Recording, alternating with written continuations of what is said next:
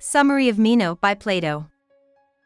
Meno, a rising political figure hailing from Thessaly and making his way to Athens for the first time, begins his talk with Socrates by inquiring as to whether or not Socrates believes that virtue can be taught. Socrates responds by saying that Meno is used to finding answers to almost any question because he studied with a sophist named Gorgias.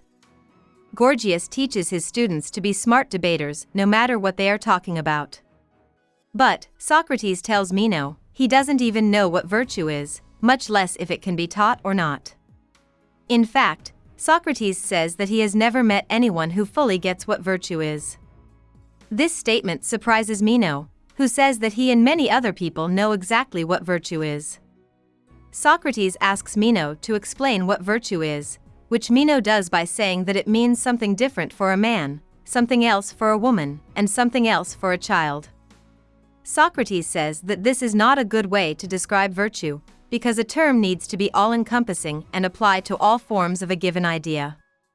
As an example, he says that bees often have small differences from each other, but that doesn't change the fact that they're all bees.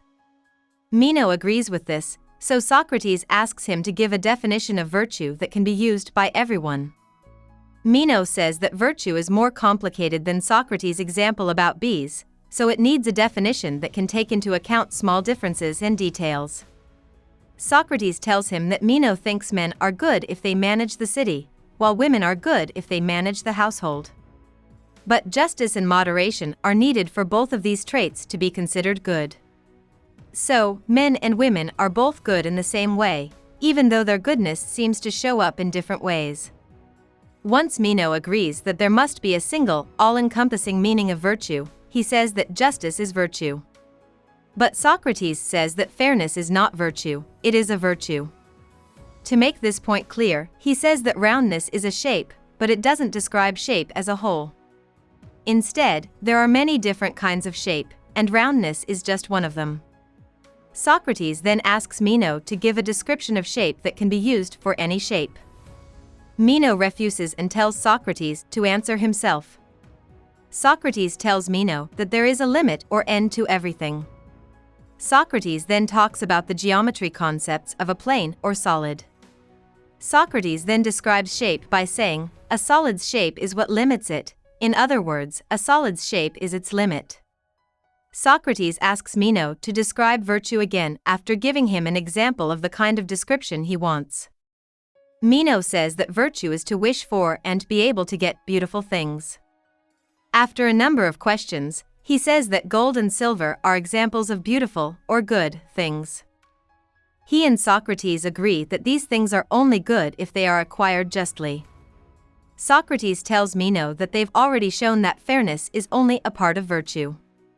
Socrates says, you shouldn't think that if you answer about the parts of virtue while the nature of virtue as a whole is still being looked into, you can explain its nature to anyone. Meno gets angry and says that Socrates is like a torpedo fish who makes everyone numb when they talk to him. Meno thought he knew what virtue was before this chat, and he has even given talks in public about the idea. But now he is confused and can't explain what virtue is. Socrates, for his part, tells Meno that he doesn't know what virtue is either, so they're both in the same boat. So, he wants to look at and look for the answer with Meno. How will you look for the answer if you have no idea what it is, Socrates? Meno speaks up. How do you plan to look for something you know nothing about? How would you know if you met it that this was the thing you didn't know? Socrates answers by rephrasing Meno's question, which is now known as Meno's paradox. Are you aware that you're making a debater's point when you say that a person can't search for either what he knows or what he doesn't know? Socrates wonders. He can't look for what he already knows, because he already knows it, and he can't look for what he doesn't know, because he doesn't know what to look for. Socrates isn't quite as pessimistic as Meno about the process of intellectual research, since he thinks that people can make careful findings. But he doesn't think that this means learning something brand new. Rather, he thinks that learning is more like remembering, since the human mind is eternal and has already learned everything there is to know. So, all you have to do is tap into your memories to get access to a never-ending source of information. Socrates calls Meno's slave out and asks him if he has ever studied mathematics as an example. After making sure that he hasn't, Socrates draws squares in the sand and asks the slave a number of questions, all of which he answers right. Socrates shows Meno that people can find knowledge within themselves, especially when they are directed by someone who can get this knowledge out of them. He says that this is a better way to look at the process of intellectual finding, since Meno's point of view makes the whole thing seem pointless and could make people lazy thinkers. Meno asks Socrates again to answer his original question about whether or not virtue can be taught. Socrates thinks it's silly to think about this question before figuring out what virtue is, but he agrees to look into it. In order to do this, he says that morality is a kind of knowledge. He says that if this is true, then virtue can be taught because all knowledge can be taught. Socrates says that if something can be taught, there must be students and teachers. This is a good way to tell if a thought can be taught or not.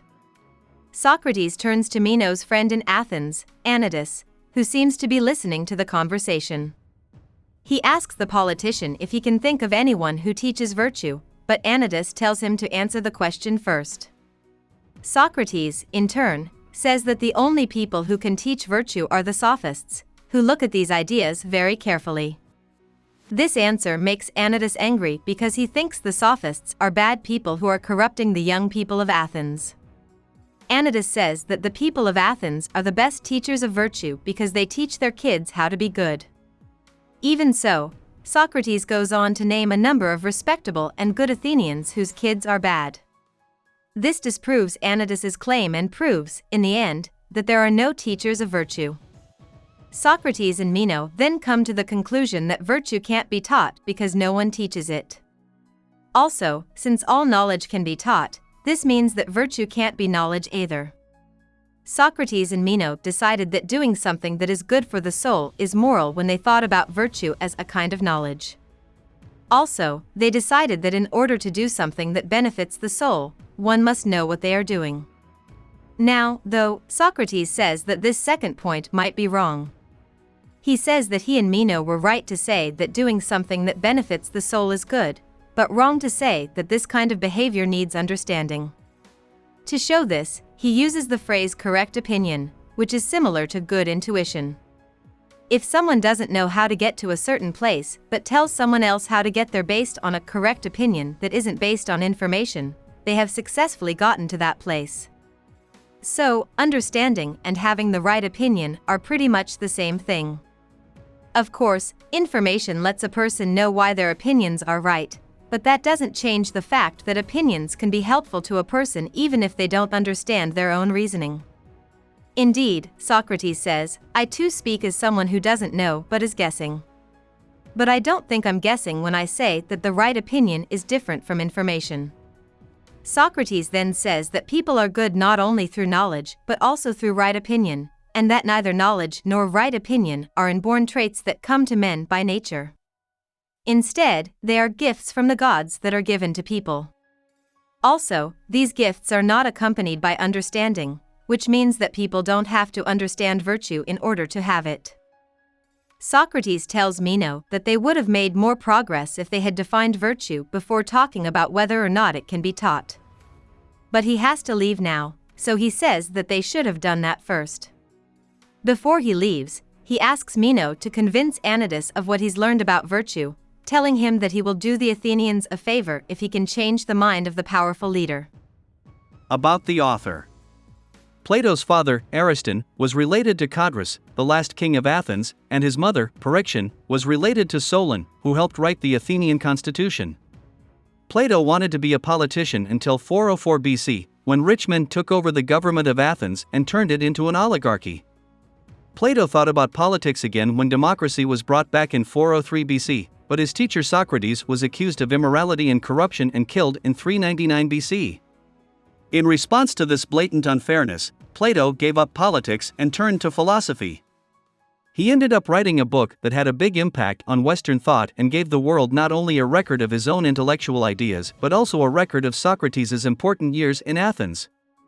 Concerned with justice, beauty, and equality, he affected many important minds by starting the Academy, a philosophy school where Aristotle studied for 20 years before starting his own school after Plato died in 348 or 347 BCE. Hope we summarized it fully and you liked it. Please hit the like button and subscribe to our channel so that we are motivated to create more videos.